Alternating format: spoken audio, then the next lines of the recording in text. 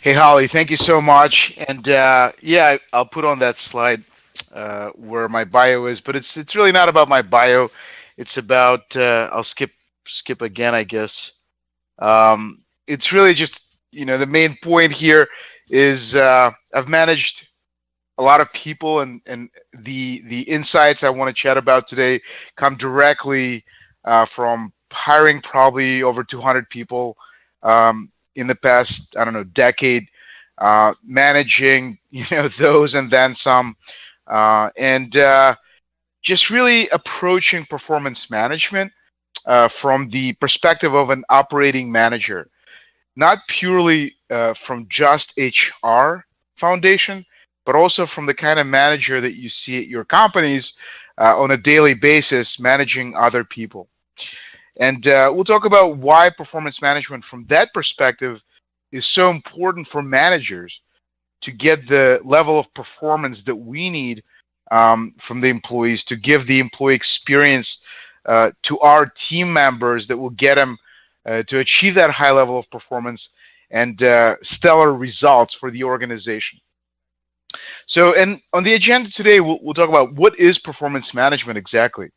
The term has been thrown around a little bit, and right now it's a really hot topic. In fact, I'll show you a slide that it's basically the number one most, probably the hottest topic in HR for modern HR, for modern people ops, and it's considered sort of the number one disruptive trend in HR today that really moves the needle. You're not going to see a lot of disruptive trends in improved payroll or benefits plans, but you're going to see a tremendous amount of unique opportunities to add value to the company from an HR perspective when it comes to performance management, because that's really where the rubber meets the road and where the value is added to the company.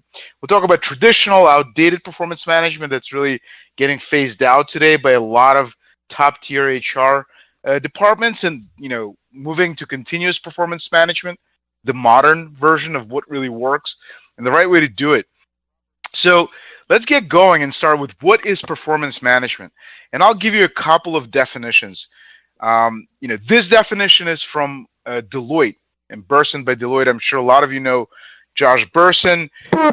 He has been an analyst and a leader in the HR space for a long time.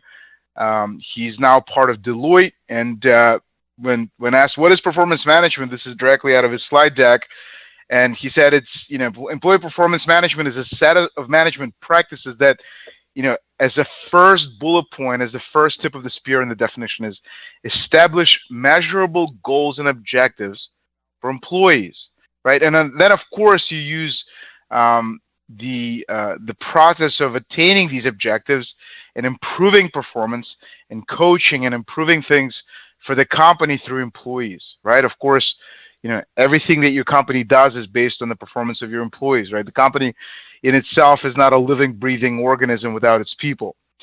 And most importantly, he says performance management is management. I mean, of course, we're managing because we're managing performance, through people.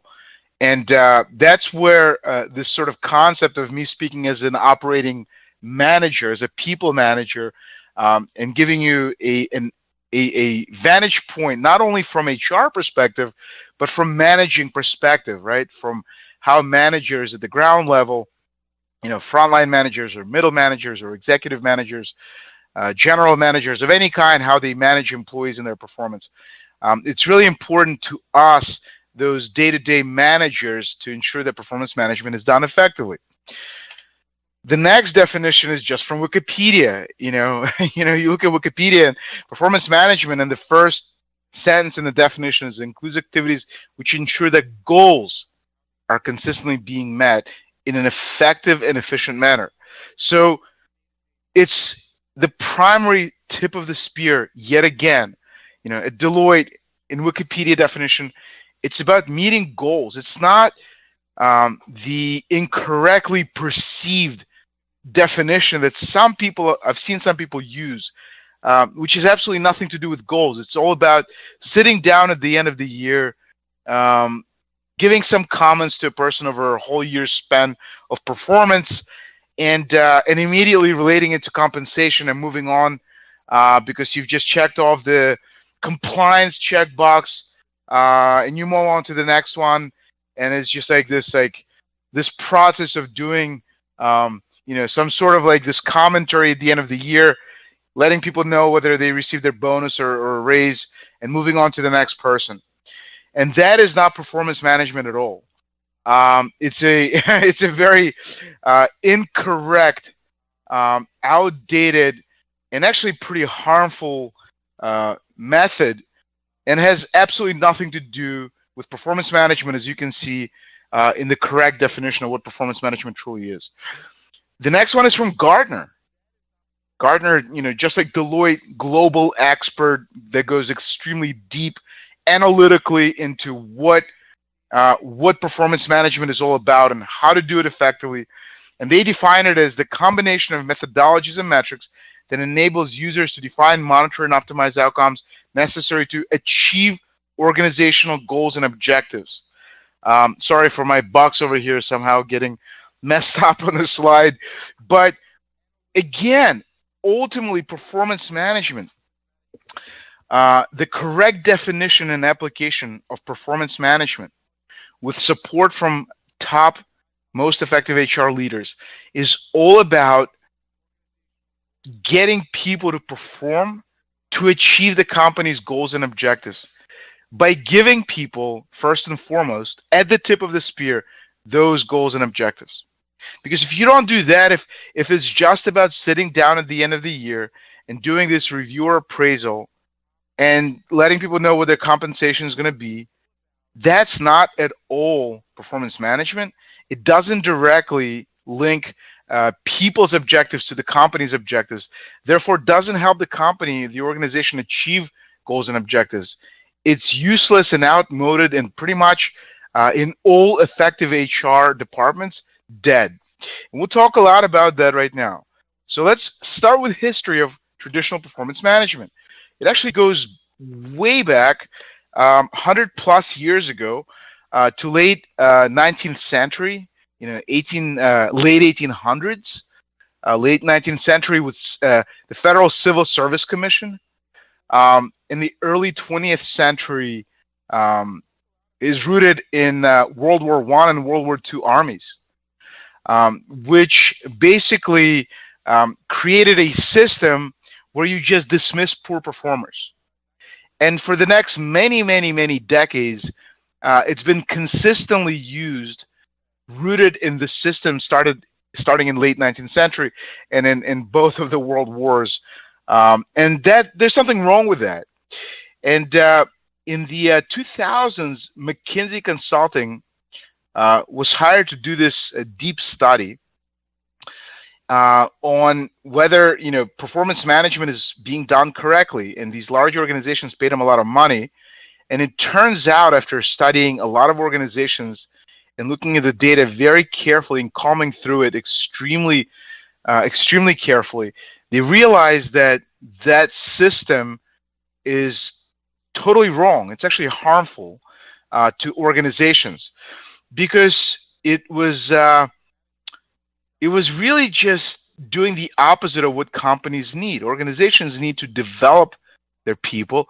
They need to improve and develop better performance.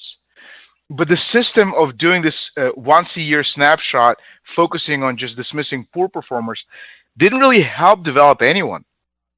It was good at dismissing people, and it also frustrated people because of the way that it's done. We'll talk a little bit more about that. But it was just wrong and very ineffective, except it was effective in harming organizations. We'll see why. Furthermore, throughout time, there were books written about abolishing the old school performance system with titles like, Abolishing Performance Appraisals, Why They Backfire and What to Do Instead, or The End of Performance Review. Harvard Business School and Harvard Business Review actually so Harvard Business Review obviously is read by top executives in the world, right? And it's very much based in data and research and real studies of thriving enterprises, and they've recently started focusing quite a lot on performance management. There were articles like reinventing the performance review, the performance rankings, and a lot of research showing how the old school methods that were focused on forced rankings and on dismissing poor performers by seeing what the rankings show you. They talked about how this is very harmful. It just doesn't work anymore. This is from Harvard. And then, in the past, couple of years, you've probably been reading about Adobe being the pioneer, and specifically Donna Morris at Adobe, who was the senior vice president of people operations there, how they were one of the first companies, sort of on the leading edge of this revolution of getting rid of the completely ineffective and harmful old school performance review process. How they said that it just wasn't working. She said that, look, the annual performance review is a central part of human resources job, and yet it was not much of a resource to the humans it served, which is a quote I'm taking verbatim out of this article over here. And she said it took way too much time. It was just completely ineffective and wasn't serving either human resources or the people at the company. They said that they calculated that the annual process required 80,000 hours of time from 2,000 managers, 40 hours per manager. 40 hours, it's crazy, right? Shouldn't take that much to do this, but they are asked to put together these notes for the performance review at the end of the year. And they waste a lot of time going through all the paperwork and the emails, trying to think back to what happened, 11 months ago and 9 months ago and 7 months ago. And it's a really painful, deleterious process. It just doesn't really help anyone.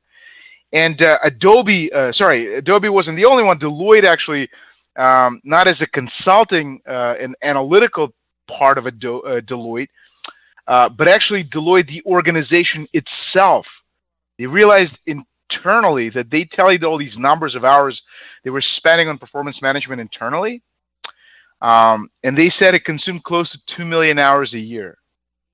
2 million hours, meaning across all of their employees globally. But if you put that in a facetious perspective, right, it's kind of scary, because that's equivalent of 50,000 work weeks, right, which is about 1,000 years of work for one person to do. So if any of you have lived close to 1,000 years, you know how this feels. Or this is equivalent to one full year for 1,000 people working on this.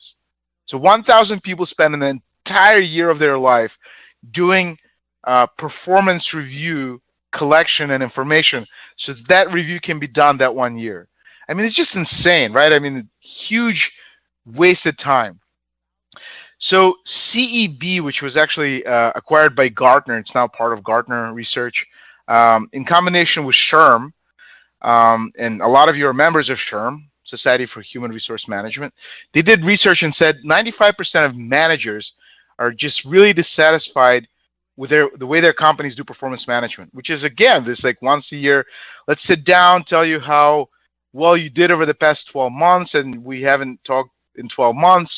And we're just going to talk one time in an entire year, and then we're going to link it directly to your compensation. And then, we're going to ask you to leave the room, and the next employee comes in, and it's kind of like a factory floor of employees coming in and out, getting told once a year how they did, and getting, sort of to find out how much money they made, which is a crappy process. And 95 out of 100 managers hate it. 90% of HR professionals don't believe that this performance process provides any accurate information at all. So 9 out of 10 of you, and if you're the one person who doesn't think that way, you're just 1 out of 10. Don't raise your hand. 58% of executives say that the current performance management does not drive employee engagement or employee experience, EX, or higher performance. So basically, almost 60% of executives at your company, if you are still doing this annual performance review and not doing it in a continuous modern way, and by the way, continuous, I will talk about this, but it definitely does not mean that you should be taking this annual review process and doing it all the time. That's not at all how it works. In fact, it's not just doing it more frequently; it's just doing it differently altogether. That's really the big impact, right? Um, I will talk more about this, but I find it so funny when I talk to executives in HR and they say, "Oh, I don't do my performance review once a year. I do it twice a year." It's really funny because they're doing the wrong thing, the bad thing, twice as many times. What the heck are they doing that for? I mean, don't do something that's bad and ineffective more frequently. Just stick to one time a year and don't do anything else because you're harming everything twice as much, right? It should be done completely differently, and we will talk about that later. But look, most of your executives don't believe this is working at all or increasing performance, so don't do it. 81% of employees say that managers spend too little time in ongoing, continuous conversations with these employees about performance, right? So 8 out of 10 employees say managers don't really spend time with them, right?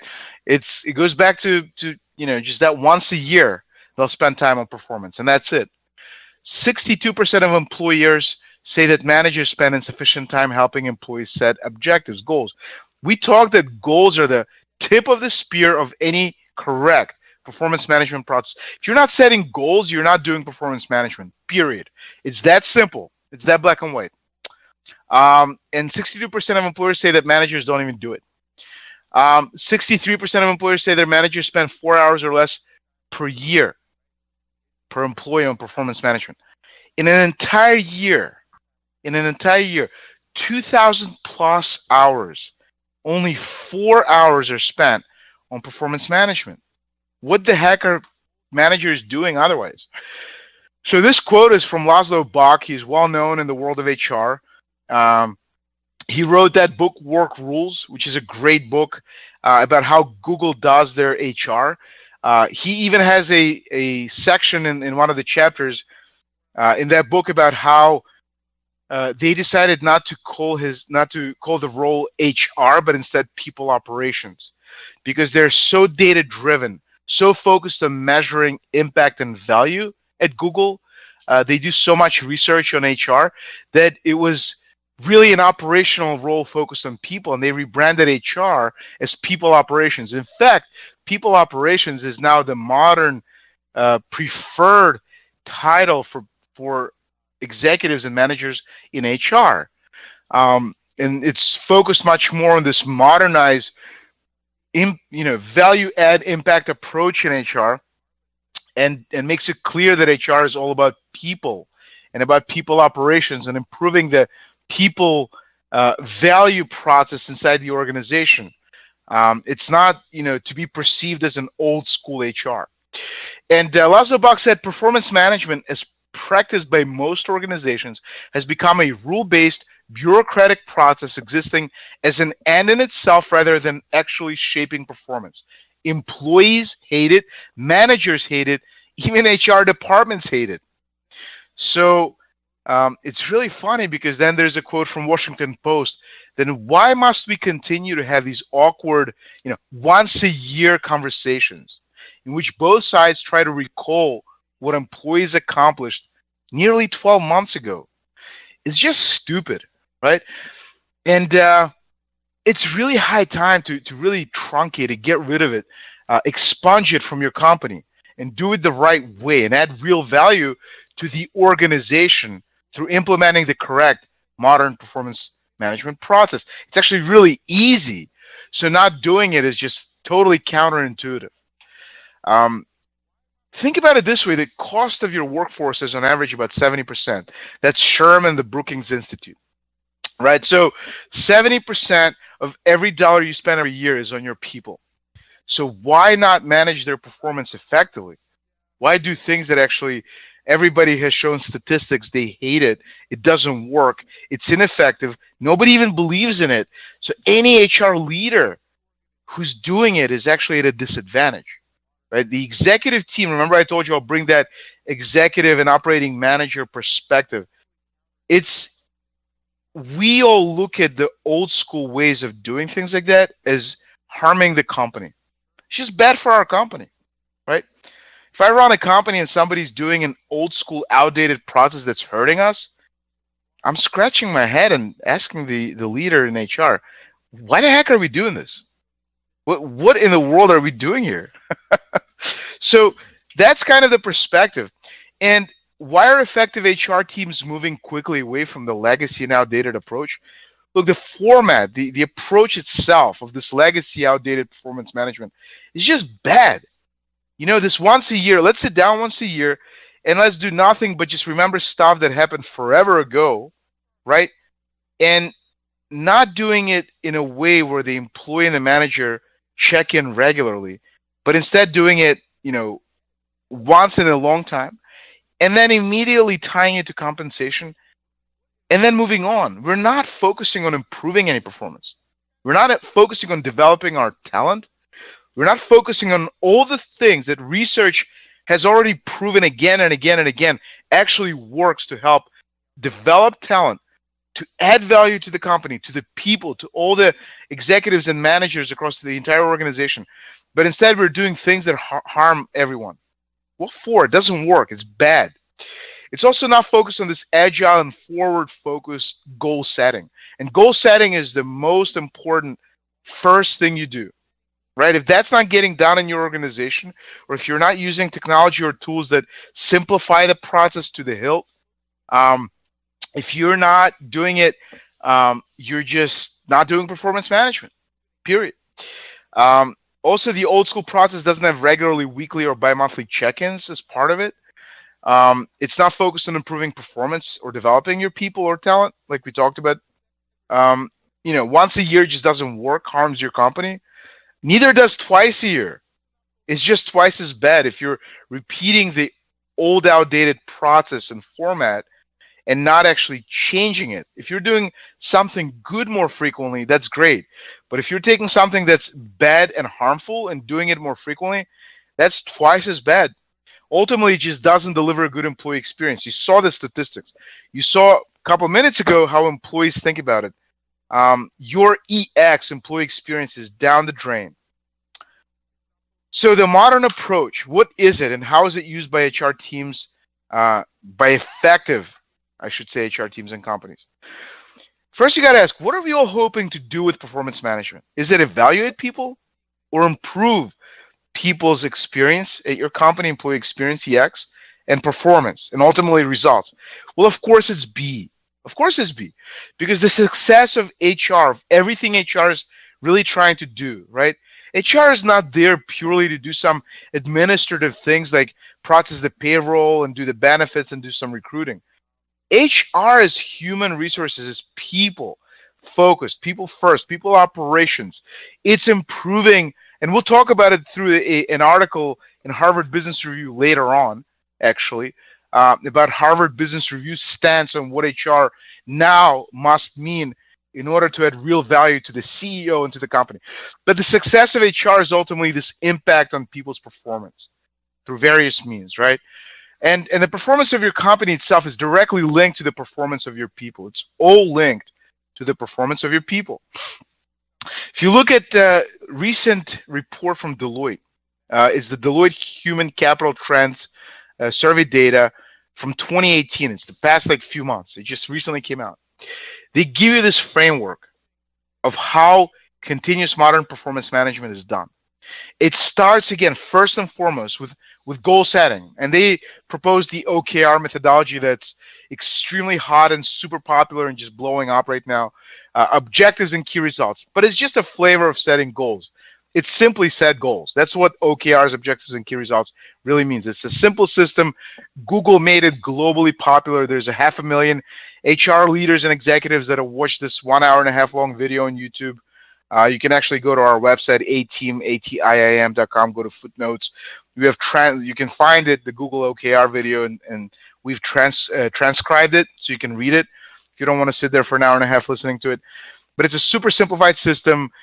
Ton of HR leaders are embracing it and implementing it internally. All the CEOs in the world already know about it. It's like the hottest thing since sliced bread. And Deloitte talks about it, right? Start with that. Then you do these check-ins and provide feedback through these check-ins, right? The ongoing feedback means, meet for a couple of minutes once a week, or do it through a technology-enabled manner. For example, like our product, Atiim, right? We enable exactly this. Set the, goals like OKRs, do the check-ins and notifications and automate it. There's a feedback component. You can provide feedback to the people in a continuous manner. It takes very little time, very automated, very efficient, etc. So that's the model of the modern performance management. Forrester says that going forward, employee performance will be transformed to deliver results using continuous methods, not once a year, and advanced technologies. Meaning that as an HR leader or manager or a CEO, you don't have to do this manually. You shouldn't be doing this by emails. You shouldn't force people to meet with everyone face-to-face for a full hour to do this regularly. No, no, no, no. It's all done like a quick email. It's inside a technology, notified, automated with dashboards, green, yellow, red, visualizations, gentle nudges. It's great. It simplifies your life, makes things much better, and through such technologies, you get everything you need sort of in a click of a button, right?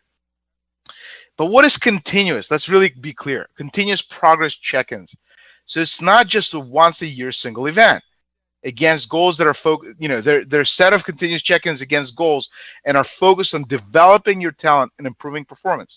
This check-in is actually, what makes sure that employees have an ability to voice things to the manager gets to coach the employee, and it's codified, and there's automated notifications done if you're using a technology, so nobody has to manually do this. And it's great. And continuous doesn't mean like every single day sucking up a ton of time. No, no, no. It's meant to save time. It's meant not to be like this, whatever the statistics from Adobe or Deloitte where it was like laughable. It's like, 2 million hours a year that the old process sucked up. It's not supposed to take 2 million hours a year. It's supposed to take a couple of minutes a week, and that's it, right? And Deloitte Burson research demonstrates that organizations with a continuous focus have better employee, talent, and business results. Hands down, this is how HR impacts their companies, through implementing these best practices that make your HR and organization overarchingly successful. So Donna Moore is going back to her. She said swapping out the annual review in favor of this regular, light, quick check-in, right, allowed Adobe to have a lightweight process that served rather than distracted from its people and them doing their best work. Now that's something. And Donna Morris is a real leader in the people and HR space, right? She's great. She's a real practitioner that did this before anybody even started doing it. She was one of the very first. She did this without having all of this data that I'm showing you today that supported her views. She almost took a huge risk, right, in her job and career. And this was a while back. But she did it, and it made incredibly positive impact across the organization. And then she ultimately got promoted and promoted and promoted. So that's the result of doing great work through HR.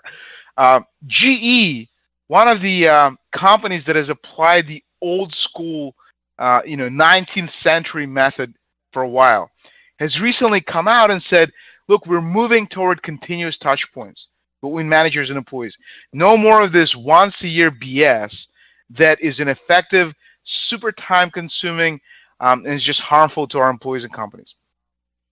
But how do we differentiate? Well, look, the traditional and outdated approach has been collapsing three things together. They took the annual review, threw it in with the annual goals, and threw it in with the compensation and shook it all up and made it like all one meeting. A lot of research today already says, separate these are separate things, right? So setting objectives and doing ongoing means once a week, very quick. And by the way, I'll tell you, a lot of our bigger customers, bigger organizations, we serve typically companies, between, 50 to 1,000 employees, or 100 to 1,000 is where we have a lot of customers. But we have some companies with thousands of employees that use us globally. And the bigger companies prefer to actually do, a check-in that's every 2 weeks. Where through our technology, each manager at a company with an employee throughout every 80-hour process, every 80 hours or every 2 weeks, basically, they have this 5 or 10 minute check-in. Very quick for each employee, goes fast. The employee quickly fills out where they are on their objectives, provide answers to a couple of qualitative questions that add greater depth. How are things going? What's your plan for the next check-in period? Any bottlenecks or obstacles that are hurting you that I can help with, et cetera, et cetera. Very basic stuff, very light. But that's very separate from a review, from this mid-year or annual review process. So you see the big difference is that it's a cycle, right? The correct way to do it is you can still have these review snapshots, as I call them, right? It's a snapshot every 6 months, or you can even, if you really, really want to keep it at once a year. But the once a year cannot be standalone, and it has to be done differently. The first thing is it's not standalone because you have these regular check-ins. So now it's actually based on real data and real goal attainment data that has been collected every single week for 5 minutes a week, or every 2 week period, so 25 times a year or something, right? And then you have a review snapshot that combines and sort of weaves a story across all those check-ins. It's very different, very, very different now. The other big difference, right, from what's being done in an outdated process is you don't put a compensation conversation inside this review snapshot. You absolutely have to separate it. I know it sounds weird, right? Like, wait a second, it's all meant, but it's not meant to be together. That's the whole point, is that everybody says that if you take that conversation and make it separate, right, you're reaping huge benefits because employees focus much more on the concept of performance and achieving objectives and getting feedback. And then you can have a separate meeting about compensation. Seems like more work, but it's not, because you can have shorter, your ongoing check-ins are 5 to 10 minutes, very light. Your review snapshot is based on all of that data. It doesn't have to be a full hour because people already got that feedback throughout the year, right? Every week or every 2 weeks, no problem.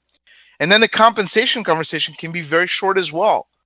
And people know that it's not purely based on just nothing but that feedback and performance, but that you're taking in other considerations, their role, where they are in the process, their career growth, etc. And they're not saying, oh, I didn't achieve these goals, so my compensation is 100% directly linked to that, right? It's also, a lot of companies are also applying 360-degree feedback into that review snapshot. By the way, we also have that inside of our own product, but this webinar is not about our product. But all of that is weaved together in a very logical manner to make a modern continuous performance process very effective. So the difference is, you can obviously get these slides later. I can email them to you. At the end, you can send an email and we can send them to you. But you'll see the differences, for example, in this slide, 41. I'll tell you right now, as I mentioned earlier that I was leading up to this slide, is that we actually, saw this report from Deloitte Bersin, and they said that there are 9 disruptive trends. The number one is the accelerating revolution of performance management. That's the number one trend in HR right now. They said that the hottest and most disruptive area of HR is the redesign of performance management. So if you're doing this right now, you're truly are basically on the edge of the most disruptive and most impactful thing you can do for your company. More than 70% of the companies studied last year by Deloitte are reinventing the performance management process. And by the way, these are some of the companies that are already have done it, actually, right? That have already transitioned and are doing modern performance management. And these articles have been written in the Wall Street Journal, in New York Times, and other publications. It's that important. Performance management is that important to do correctly. Holly, by the way, when did we want to do a little poll just to see what is the distribution here so everybody can see and look, who are they in the room with? We have, what, like 500 plus people registered for this webinar, but can we do that poll right now? Yeah, of course. Sounds like a perfect time, Zorian. So if you'd like to just ask the question. We'll go ahead and get people to answer to the multiple choice responses that you provide. And then when you're ready, just let me know and we'll check out those results. So yeah, and how will people know where to click? There is a polling widget just to the left of the webcast video player, and they'll find the question and multiple choice responses there. Perfect. So the question is, well, heck, I mean, have you started doing, modern performance management yet? Have you started, or are you starting soon? If you haven't started, I really hope so. Or have you already been doing what I'm talking about here, the modern way? So let's see really quickly what results we're seeing. Great, wow. 60% of you started. I'm hoping the bottom bar to go down more and more and more. I really hope. Because if you haven't started, I just so badly want to help you. I wish I could see you so I could, get you to come to the front and we can have like a session. Like I would be asking you, why the heck are you still doing this? But luckily, we don't know who you are. So, but all right. Well, listen. At least we're seeing, at least 50% of you. Deloitte says that more than 70% of the companies they have been studying. But we need bigger numbers on A. All right, Holly. Let's go back to the webinar. But there's a lot more work to be done. So, going to the next slide. I promised you an article from Harvard Business Review about what is the modern HR all really truly about or supposed to be about. Well, it's supposed to be strategic, right? HR, right? They say CEOs know that they depend on their company's human resources to achieve success, right? HR should be like sales, like marketing, like the product team, the operational team, the support team, the finance team, where there's a significant return on investment and impact, not administrative HR, but the people operations, the people focused part of HR. Businesses don't create value, people do. That's right out of this article about strategic HR and what HR must be going forward, and what CEOs are studied to want HR to be. They say elevating HR requires totally redefining the work content of the Chief Human Resources Officer or anyone in HR, right? Businesses will benefit from better management of not just its financial resources, but also its human ones. That's where HR adds value. So HR should recommend ways to use human capital, to people, right, to unlock or create value of these people. So all of you out there, right, HR teams, this is what the CEOs want you to do for the company. They're looking for you to unlock the value of your people, to create a better employee experience. And that number one trend, according to Deloitte, in all of HR, the most disruptive trend that you can bring to your CEO, that your CEO will love you and hug you for, is this modernization of your performance management. You can start now. Today, all the information is out there. It's right in this webinar. 80% of everything you ever need to do is right here. And if you want more details, of course, you can email me later, and our team can help you and give you free advice and checklists and data points and more information on how to get started. Look, every CEO wants to answer these questions. Is everyone clear on their goals? Right? It goes back to goals, the first thing in performance management, and how these tie to the team, department, and corporate goals. Can our organization measure the performance objectively and consistently? If you're not measuring performance, what are we doing? Is it supposed to be subjective and arbitrary and just nothing but just chit chat? Oh, you're doing great or you're not doing so well. Let's measure it objectively, right? Let's have objectives and see if people can achieve them. Is our organization getting the performance it needs from its employees? Can we use data to better understand this? Every CEO today wants to be more data-driven, right? And understand people's performance through simply whether they're achieving their objectives or not. That alone tells a lot, right? They can actually get alignment in their organization, right, where your performance can align directly to the corporate objectives. This is an example of what's called a visual goal alignment chart. This is part of, actually, from our product. It's a snapshot of a screen in our own software. And again, this is not a demo of our software, but this is what it looks like when you have goals. These aren't people. These are objectives owned right, and achieved by specific individuals or teams. And they all show how they tie together to the top corporate objective, or one of the top 2 or 3 or 4 or 5 objectives of the CEO, so everybody can see how they truly connect, how their work effort connects to what matters to the CEO of the company and the board and the executive team. There's an insight from Gallup that combining goals with these regular check-ins, so not just like set and forget. If you just do the set and forget goals, we'll check on them once a year. Nobody pays attention to that. It doesn't increase performance. It actually doesn't do much, right? People think about it like 11 months into the year.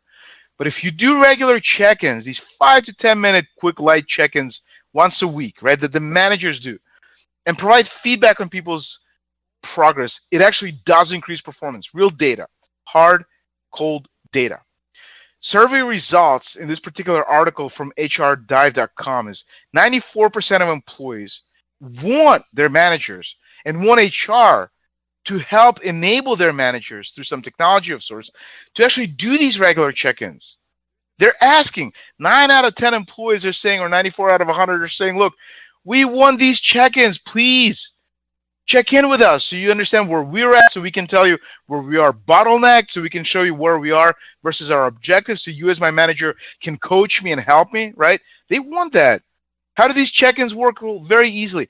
Every 1, 2, 3, or 4 weeks, there are some really large companies out there that will just ask a manager to spend 10 minutes per employee just once a month. That's not the most effective way to do it, to just have a check-in once a month. But even if you do it every 2 weeks, you're fine, right? Quick check-in, very light. You look at progress, give some feedback on goals, objectives. Again, technology, like Forrester said, the technologies can really enable this to be flawless and very smooth and very simple and agile process, right? This is what it looks like inside a technology. So if you're wondering, what does a check-in look like? You get a notification, you click, you get inside the screen, very easy. This is a picture of you over there, right? You have a manager, your manager sees where you are in the objective. This is the progress bar on the objective, quarterly objective. You can leave some comments. The manager can say good job by clicking the icon, the thumbs up icon, give you some recognition, right? A quick thank you. You can follow up on that. You can provide feedback. It's really that simple. The key HR lever to make modern performance management actually work is you must localize it to the managers and the people. So in other words, HR shouldn't be going around and saying, hey, you got to be doing this, right? Because then HR is seen as sort of the parent, right? The kind of the enforcer with a whip. That's not the point. A lot of times it's just either training the managers to do it effectively for a couple of minutes a week and giving them the checklist to do it, how to do it, right? What questions to ask. Or you just invest in the technology or software. Again, like that's what we do. A lot of our customers just invest in a subscription model, and it's set up very easily. Click a button and go. And, you put in your managers and employees that report to the manager. You set out the kind of questions you want to be asked by the managers. You click a button, it rolls out. People get, they get on board and then trained like one time really quickly. And then they, every Friday they get a notification, they check in, they update their objectives, they answer some questions. What does it do for managers? Well, it really, that article that I talked about a couple of slides ago from Harvard Business Review? Well, it helps your managers be far more effective at their jobs. All as a result of HR bringing this best practice in-house. And guess what? The CEO is smiling. They're hugging you because you know what? You've just made every manager, and therefore what this really means, all the 10 people on each, or 7 to 10 people on each of these managers' teams, far more effective. You've improved the employee experience. You've improved the performance. You're achieving results for the company. You've impacted the company, and the CEO is thrilled and happy. Your managers can start their meetings with objectives and make it measurable. They can understand how the progress is on the objectives for every employee on the team. Managers can identify problems early on before they snowball and blow up in your face in a way that's basically a quarter too late or too many months too late. And the CEO is thrilled because now we can foresee things when we're behind and we're not caught by surprise. Here are the 5 steps of modern continuous performance management. Number one, and you've seen this basically from the research I've showed you earlier from Deloitte and from others, agile goals like OKRs, objectives and key results. Again, OKRs are the most popular goals management system. It's just like MBOs, but the modern version. It's really simple. It's like, set an objective, put some key results that are measurable, and that's how you measure progress. We have a ton of, ebooks and blog posts about it if you want to read it on our website. We can send you some if you want. I'll give you the email in a couple of slides. But that's how it starts. Set goals, right? And use potentially technology like ours to make it easy so that you have like goal templates already that all the managers don't have to think too hard. Have regular progress check-ins. These conversations are enabled by the technology notifications. You get an email, hey, it's Friday, let's do this. You quickly click, you update your objectives, answer some questions, your manager gives you a thumbs up, etc.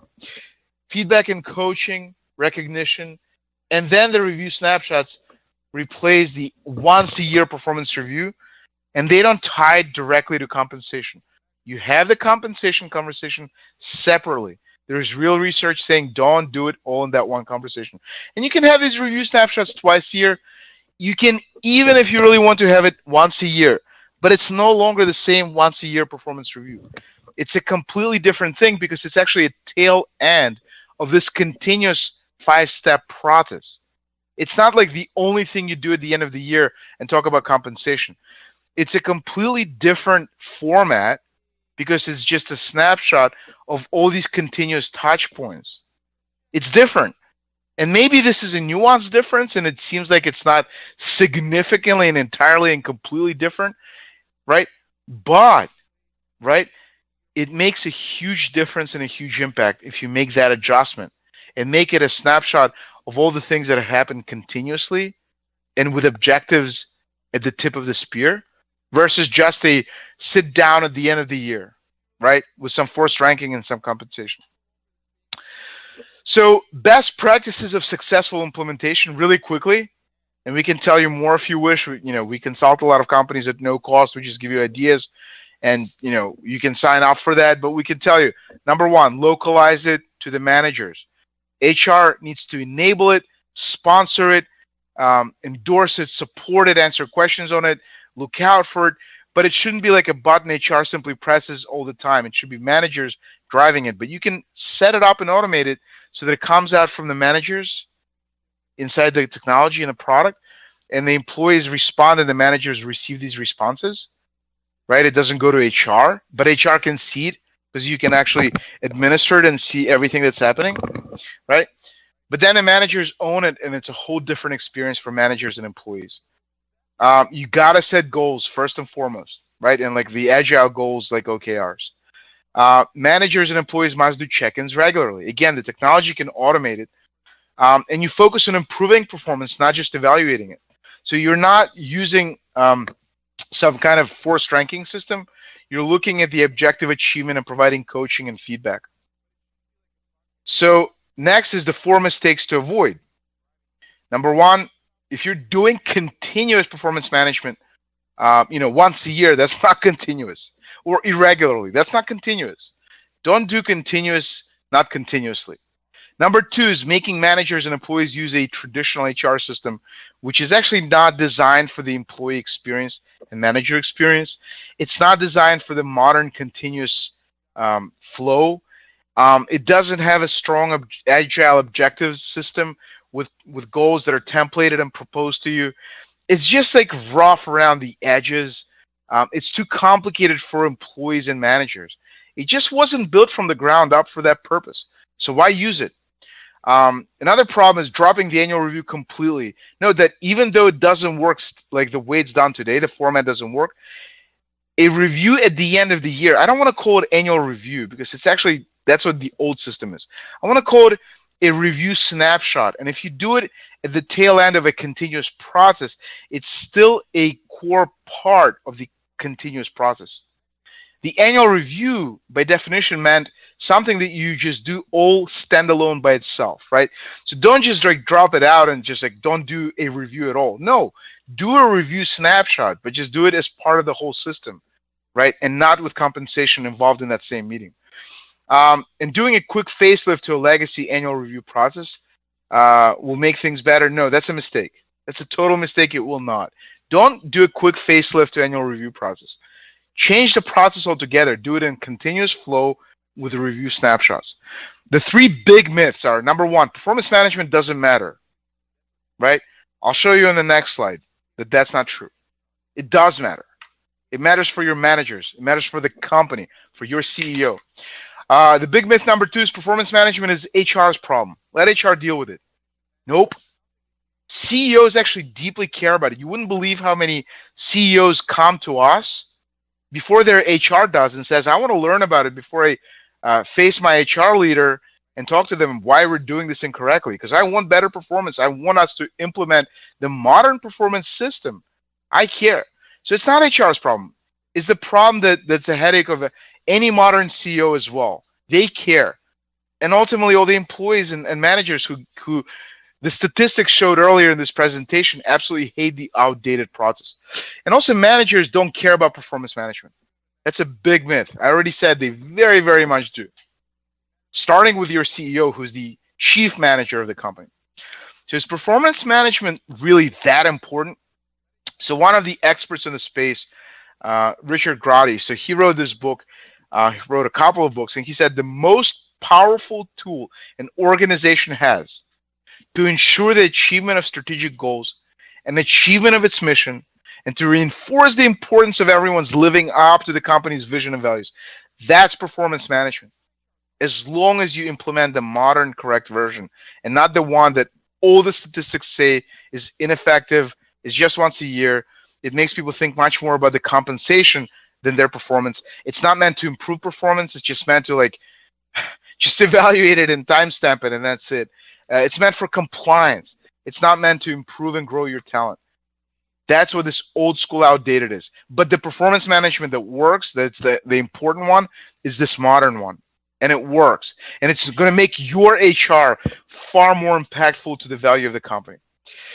So with that, if you want a copy of this presentation, you want any free ebooks or e-guides, free consultation on how to start out on this performance management and some help and ideas and tips, or consultation on setting up objectives for you, for your CEO, for your managers, or consultation about the system, that Google made popular, objectives and key results, which is simply setting goals. It's like the simpler, super agile, easy to use Google, system that Google embraced and, a lot of people are embracing. Or you want to link to that video, a free live demo of how our product helps you with setting objectives for your company, aligning everyone, how that looks for your company. Just to kind of learn, look at what's modern, fresh, and the latest and greatest in HR right now. If you're just curious, just to kind of learn and keep yourself up to date on things, you want to see a demo of how that works in a technical manner and simplifies your life and the life of your company, just email us and say hi.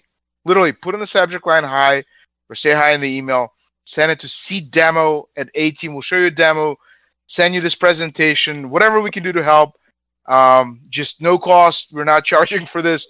Simply trying to develop relationships and get our name out there and be helpful, right? We believe in being helpful first.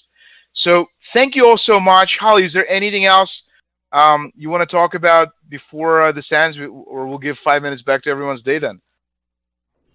Yeah, sounds good, Zorian. Thanks so much for your presentation today. I'll leave the slide up for just a little while longer so people can jot down that hello@atiim.com email address. And so we've got about 3 minutes left. So let's definitely get to some questions in that time.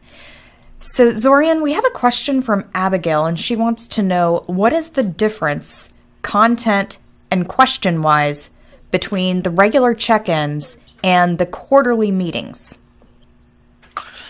So quarterly meeting could be anything. What kind of quarterly meeting? Is it a quarterly meeting specifically related to checking in on people? Then there's not significant difference. It's contextual to your company.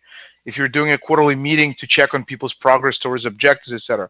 The only problem with doing that quarterly is that you're missing out all the things that happen throughout the quarter. Every week is 40 hours plus of people putting in effort, right?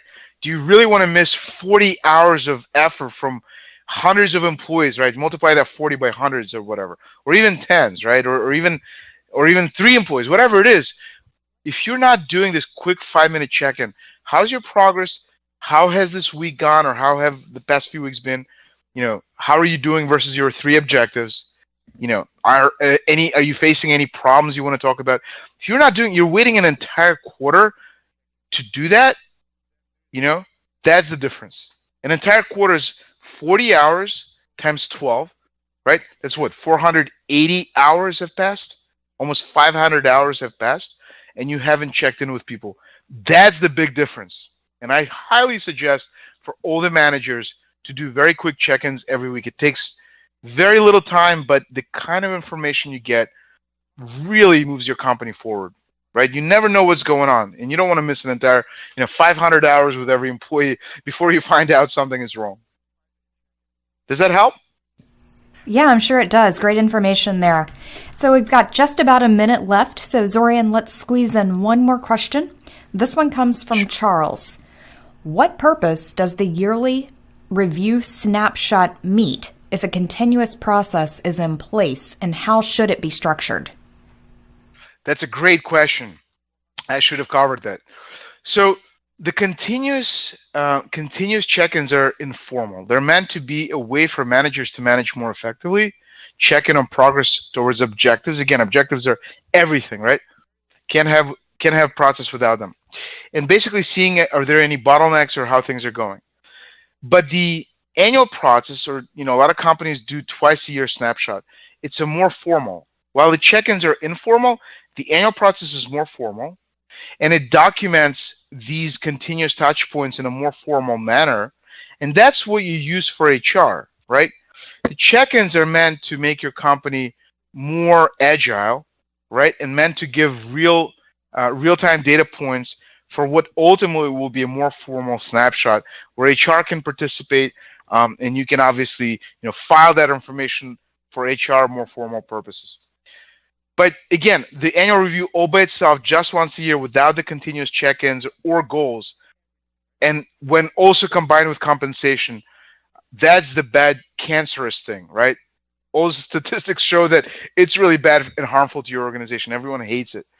So hopefully that distinguishes and discerns the difference between, this more formal once-a-year snapshot or twice-a-year snapshot and the check-ins, formal versus informal, et cetera, et cetera. Does that help? All right, sounds good to me.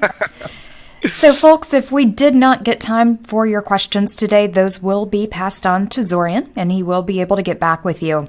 And so we'll go ahead and start to wrap up today by reminding everyone that today's webcast has been approved for HR, CI, and SHRM credit. Little change now. You can check out those credits by visiting your learning journey in your My HCI profile. And so for all of us here at HCI, thanks for being here. We'll see you next time.